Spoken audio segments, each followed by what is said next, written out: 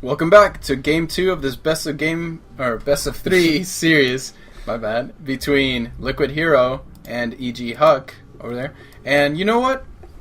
Guys, who are watching this, sit yourselves down, get comfortable, have a nice cigar, whatever. Make sure you get yourselves a nice glass of Barolo wine. It's this fantastic wine produced in northern Italy.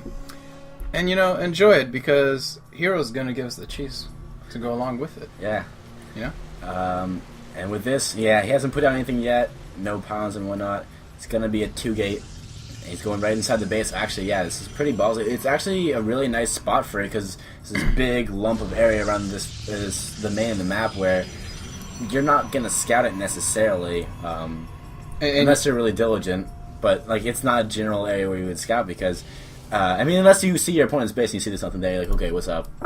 But right, that's very true. Interestingly enough, HuK has had special training just for this type of cheese. See, there was a few weeks actually before, it wasn't even a week, so it was like a week, maybe even a few days before this tournament. HuK was streaming and he was actually playing against Combat X, or Combat Easy. He's actually a kind of funny guy. Alright, he's entertaining at least. And HuK, this was on Zelnaga Caverns, and he got 2-gated within his base, and HuK actually held it with one gateway and some excellent micro involving his probes. So it was really interesting, and I don't know if Hero knows that, and Combat X is no Liquid'HerO. Yeah, obviously. That's what I made that point. I think so. There's a little bit of a skill gap there. Yeah, right. Combat X is okay, but at least HuK has some kind of. Oh, and going down. I guess he scouted the base of Hero, right, so he right. saw nothing. He knows something's up. If you don't see, usually if they're gonna do a can rush, they'll either proxy the forge or. Oh, and HuK actually gets the probe. That's gonna help out a lot. There's not gonna be any more buildings going down there. No extra pylons and whatnot. First zealot's out, but the first zealot from HuK is about to come out too. And this is a very good reaction by HuK. Oh man, this zealot battle.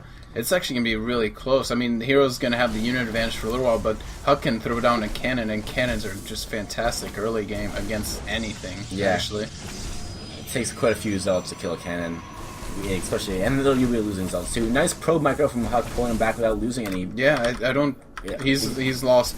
No. He actually hasn't lost any. That was Hero that lost one probe. That's... And chopping one of the zealots, another one going down. Oh, nice. I think he lost a couple probes there, but... now he's gonna be able. He's got a cannon going down. Yeah, well, it lost one probe, so they're still even. 2 zealots. That one's really weak. One more hit's gonna cause that zealot to go down. But he's pulling back for the 2-on-1. Oh man, HuK is actually handling this adroitly. This is amazing. I don't even know what kind of follow-up Hero can do to this. There is no follow-up. Yeah, there's nothing you can do because you have 2 of your main production buildings inside the guy's base. You start your tech tree entirely all over. Oh, and the cannon placement is brilliant.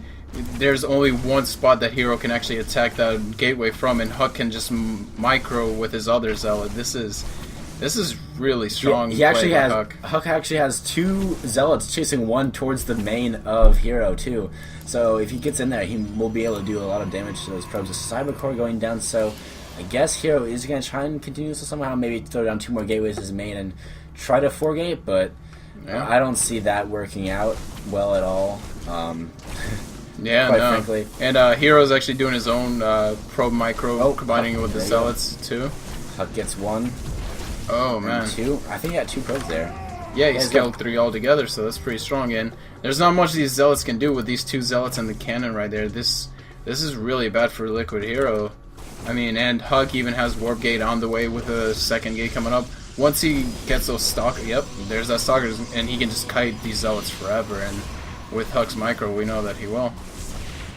Yeah, so your first stalker coming out from Liquid'HerO, so he will be able to do a little stalker combating. It's gonna, that'll make it so that HuK doesn't just run all over him. But now it's, only 1 zealot he's got out, and that is going to be really bad for Hero. Yeah, that's very true. And Hero's zealot is actually weaker, but he does have 2 more coming back, so HuK might not be in the best of situations, but that cannon is still going to prove to be pivotal in this engagement. And HuK's got 2 more stalkers on the way.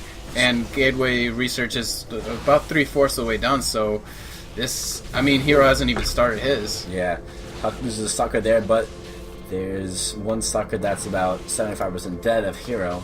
So if HuK gets out another stalker, he will be able to take those stalkers one-on-one. He actually only lost shields on that stalker, so he hasn't taken any damage. He's picking away at the Zealot, picking away at the stalkers. He might lose this gateway, but it's not really gonna matter that much. He's actually building a 4th one, so he's gonna have 5 until this one goes down. He will lose that gateway. But he's still gonna have a 4 gate coming and warp gate finishing right now. Right, and that's the problem for Hero. Hero doesn't have warp gate research, so HuK will be able to resupply his army a lot quicker than Hero ever will, especially with only 2 gateways right there. 1 round of warp ins, there you go. 4 stalkers. He's gonna put him pretty much even with Hero. Nice pulling that stalker back to the cannon, so able to still dish out some damage. Actually going down now, but. He managed to get his Zealot with that stalker before, so that's pretty good. And losing one more stalker, really low stalker for both players. It's very tense. And another weapon coming for HuK. Yeah, now he's got 4 stalkers to 4 stalkers with 2 Zealots on his side too. Yeah. And at this point, it's pretty much game over for Hero. HuK's micro was able to just really save his ass in this game. Really save him. It was incredible. And these stalkers gonna die, and Hero's gonna call it GG most likely. He's going back. I guess he's not ready to forfeit just yet. He's throwing down a gateway in his base. I mean, I can't blame him for not wanting to leave. This is a pretty important game in MLG. If he loses it, he's out to lose his bracket, and it makes it significantly more difficult for him to try and get into the championship game. At this point, I guess he's just gonna leave it out. Yeah. He's down by probes. He's down in tech. He's down in gateways. We lost those 2 in his HuK's main, and I mean. That has to be disheartening, but I mean that's definitely one of the major risks that you take with Cheese. Is that on most Protoss players, really on most any race players that engage 2 gate Cheese, like that will work. Yeah, Zealots are pretty good. It's a minute distance that the Zealots have to travel to get into the middle line, and HuK showed us one of the most important things in StarCraft is scouting and.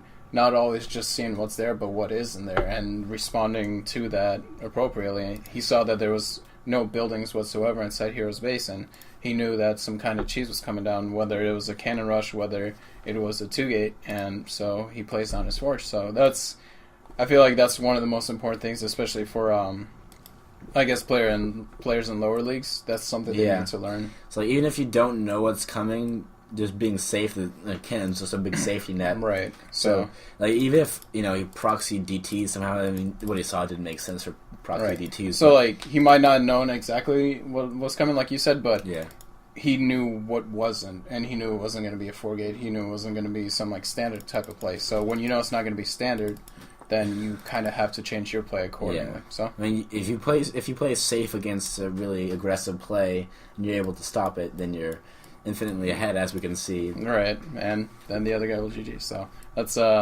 there's a lesson, I guess, in tactics and just responding appropriately to your opponent, I guess. So we hope you guys enjoyed this best of 3. We certainly enjoyed casting it. Let us know what we can improve on. Definitely tell your friends about it. Let them know about Turn Day Gaming. Hashtag Turn Day Gaming on Twitter. Don't take all those little jokes seriously about the comment, subscribe. I mean, we definitely want you guys to comment and subscribe, but we don't want to come off as those YouTube guys are comment, subscribe, like our videos, do all this things. This bar over here, that bar over there, hit that button. We don't like to do all that. We'd rather improve our quality of casting and have that be the main draw. So we hope you guys will let us know what we can do better. All right, thank you. And I'm Flo. And I'm hoTspur, and this is Turn Day Gaming. See you next time.